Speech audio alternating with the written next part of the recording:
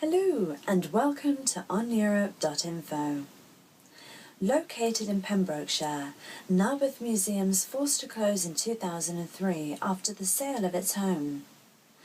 Thanks to the work of perseverant volunteers who raised funds during 8 years, the little museum reopened last summer.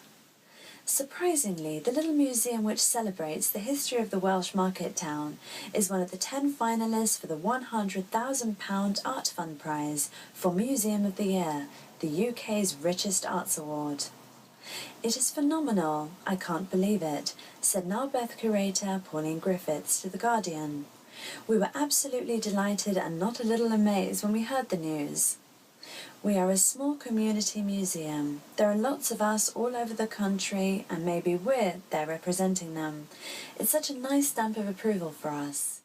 In reference to the 9-year campaign to reopen the museum, Griffiths said, "We had amassed quite a nice collection and we didn't want it to be dispersed or destroyed. So we decided to come back in some shape or form," Griffiths said.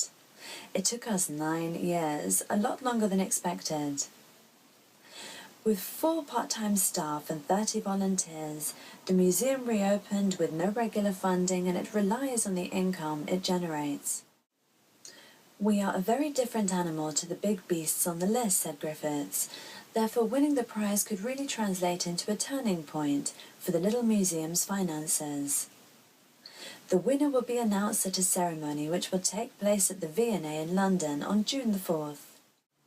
Stephen Dutcher, the Art Fund's director, said, "The quality and diversity of the UK's museum galleries is truly exceptional, and the job of this prize is to draw attention to that." He added, "As a national charity for art, we hope that by shining a light on the 10 finalists, it will encourage people to visit and celebrate these bright beacons of culture across the UK. The prize rewards the very brisk curatorial and programming in British museums. Last year, the prize was won by the Royal Albert Memorial Museum in Exeter." Thanks for watching another episode at OnEurope.info.